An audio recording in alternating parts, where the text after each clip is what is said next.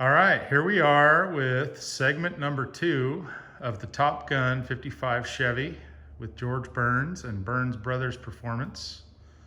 We're going to start this segment like we start all of our segments with a beer. We'll pan around and see what it looks like in a shop where you're doing a lot of block sanding. I cleaned the spot for my beer, which I'll open.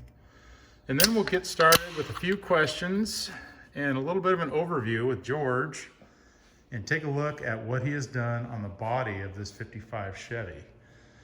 So I'll just kind of work my way around here. This is the Burns Brothers Performance Shop. It is a working shop. Well, it's working at night because George has a real job during the day. So that's correct. All right, let's talk about the bodywork. All right, well, we're really close to the final stage of blocking right now. Doing one block sand on it, and then I'll go over it with some 400. So how many? What round is this? This is the 1, 2, 3, the 4th round of blocking. All right. This car. And so we're going to get to your checklist, but yeah. So this is round number 4 of block sanding, priming and block sanding. Got a couple little spots, needs touch up still. Nothing major, just super minor stuff. But we just wanted to kind of talk about what it took to get to this point with this car. On the last segment, we kind of discussed some of the things that we patched and replaced on the car. Both door skins, so this door skin is new. The front floor pan has been replaced. Both outer rocker panels and inners. Partial inner on this side, a full inner on that side. This quarter panel has been replaced. This one not due to rust, but due to damage. There's a lot of lead in it. This car was painted sometime in the 60s or early 70s, not for sure exactly when, but so there was a lot of lead work in it that they used to straighten the car out. So we just cut the whole quarter panel off, started over. It was a pretty good fit, pretty happy with it. Just needed a little bit of minor adjustment around the taillight. Actually replaced this panel too as well while we were there. The deck lid, I believe is original to the car. It was hit by a forklift at one point right here, and I didn't know that until we had it blasted, and there was a big fork hole right in the deck lid that was filled with mud. So got that pulled back out and shrunk down and straightened out. So it's looking pretty good now. The trunk floor is brand new. There was a pretty good amount of rust on the driver's side there. So did the replacement trunk pan with the spare tire delete. And then since I'm doing the shock cross member on the frame, I actually went ahead and cut the shock mounts out of the trunk floor and smoothed those over. So those are gone now as well. Did they make panels for that, or did you custom? No, just fab something up and welded it in there. Nice. And it'll get the new, trunk mat in there with the spare tire delete in the trunk mat. But I'm pretty sure the trunk mat's flat across there, so it won't have that sag that a lot of them do. This panel is new, and the one underneath it is new. That's pretty common rust spot. Yeah, the brace underneath is new. This quarter panel is 100% original. No patch panels of any sorts in this quarter. The roof is original. This door was skinned. Pretty straightforward on the door skins. We went all the way up to here, so we had to re-drill the holes there for the trim. The dash has got a couple holes for gauges. Like I said, this was an old race car, so somebody had drilled some holes in the dash for some gauges. So those will get filled where the lighter is supposed to go, because we're going to go all back original on the dash. And then a couple spots where the radio goes, going with the custom auto sound, stock looking radio. So that'll fill the original hole in the dash. Firewall, it was pretty beat up. It had a somebody had used some cobbled up clutch linkage parts So there was a huge like gaping hole right here that it looked like somebody just shoved through with a form stake, a concrete form stake is what it really looked like. That was pretty bad. And then since we're doing the big block, when I fabbed up the mounts for the big block engine, I used the original side mounts on the bell housing, and I borrowed a bell housing from Fred Davis, and we put the mounts on there, set the engine in there where it technically would have been if it was a big block engine in the small block location. So I just, not this frame, this is a donor frame, but so I made my mounts, hooked them to the engine, and then that's where the engine was gonna sit. So it's a little bit further back than a lot of guys do on these cars. So I notched the firewall, basically just took this rib and cut it out, raised it up, and then welded the bottom piece back in, and then filled this. This side wasn't bad, it just needed a little bit of caressing right there. Other than that, firewall was pretty good. Just welded up a bunch of extra holes. All the firewall pad holes, I just welded those up. We're just gonna glue it on the firewall instead of using the little push pin deals. Yeah, oh, here's that. So one Here's of the like a little chunk here. Dave asked me a bit ago, so do you have anything left over off the car that you cut out of the car? And actually my first initial response was, no, I threw all that shit away because I didn't want to see it anymore. And so I walked outside to grab something else, and I actually almost tripped over this piece. And so this is a piece of the original rocker panel. And when it got blasted, you could actually see the rust in it here. And when you flip it over, it's literally full of mud. Now, this was a really common thing, I guess, back in the 60s, 70s when, guys were slamming out paint jobs at, say, Earl Scheib or wherever, they would just mud it up. So that's part of the work that was hidden when my dad and my uncle redid the car. They just sanded the car down and touched up the bodywork. So this was some of the stuff that was hidden underneath that they never got a chance to see. If you didn't dip it or blast it, right. You wouldn't know. Yeah. So there it is right there. It was just kind of a little humorous, but so that's a little bit of rundown on the body. The front end, I had actually bought replacement pieces for these. I did not like the fit of them at all. They were horrible.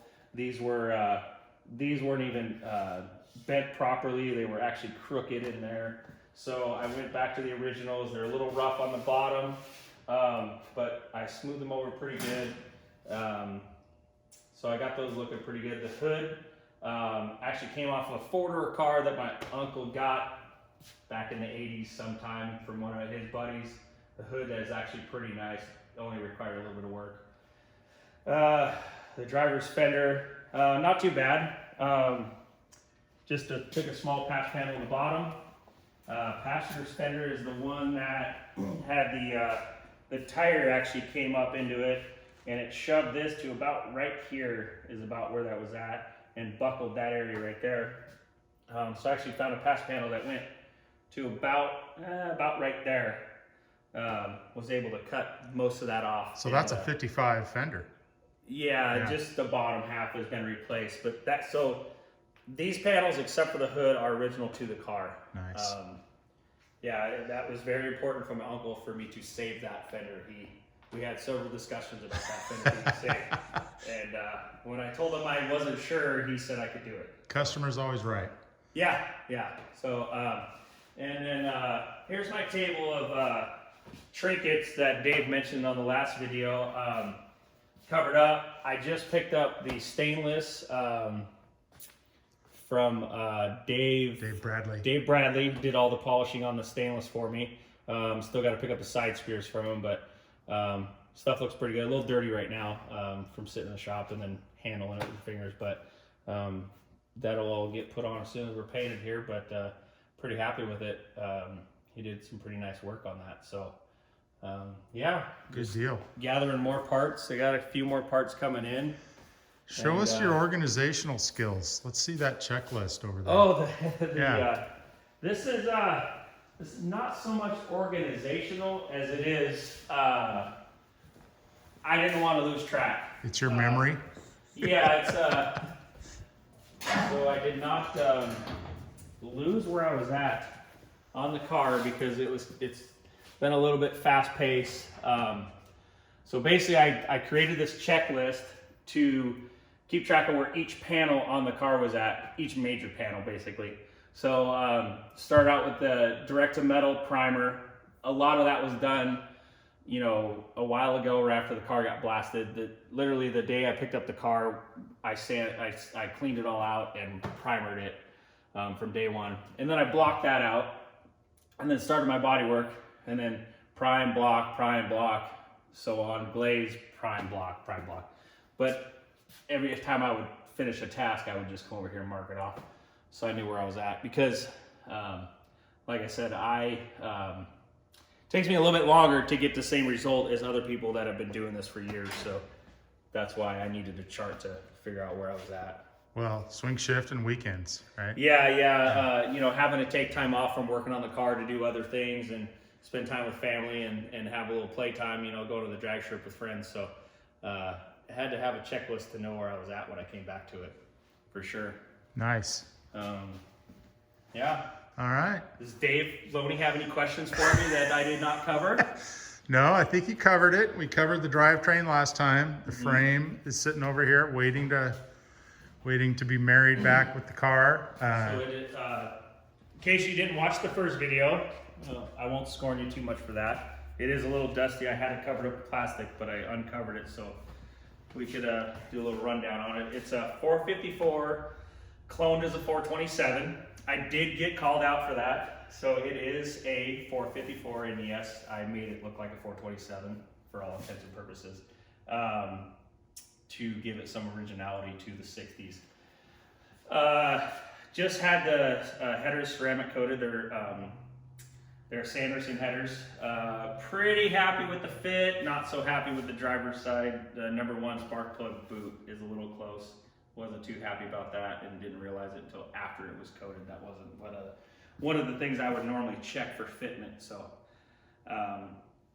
anyway, got those coated at Finish Line Coatings in Milwaukee. They did a really nice job and quick turnaround too. I think it was a week and a half and I had them back. So, and Dave dropped them off and picked them up for me. Finish Line, isn't it RM? It's Russ Meeks, right? Yeah. Yeah, they did a nice job. Very, very nice job. And actually had, the collectors were super short on them. That was one other thing I didn't like. I actually took them over to Gary Eichmann and he added a 4-inch piece of tubing to them and then we put V-band clamps on them. So we get rid of the collector gasket. That's another thing I thought was kind of cool when we did that. Liquid scatter shield, and then the M22 transmission. So this was, if you caught the last video, you may not have caught my mistake on this transmission, and this was a mistake I did bring forward for a chance to win a beer koozie from Burns Brothers Performance, but nobody got it except for my Uncle Michael. Of course it would be Uncle Michael that caught my mistake on the transmission because he is a 4-speed guy through and through, but it is M22Z, not I stated as an M22W. My memory was not correct on that, but so the M22Z has a 298, I believe, first gear. So it's super low geared in first gear, so it's a wide ratio transmission, and then it's got a 325 rear gear, so it'll be nice for flying down the freeway. It's a brand new, I believe it's a Eaton Posi I put in this 9-inch. I think it was from Eaton. And then I got the nodular center section from Marty Mack. It's got new aftermarket axles in it. This was all 28 spline, was upgraded up to 31 spline. But just kept, basically the only thing we reused was the gears and the housing. So factory drum brake on the back would be plenty for this thing. Nice.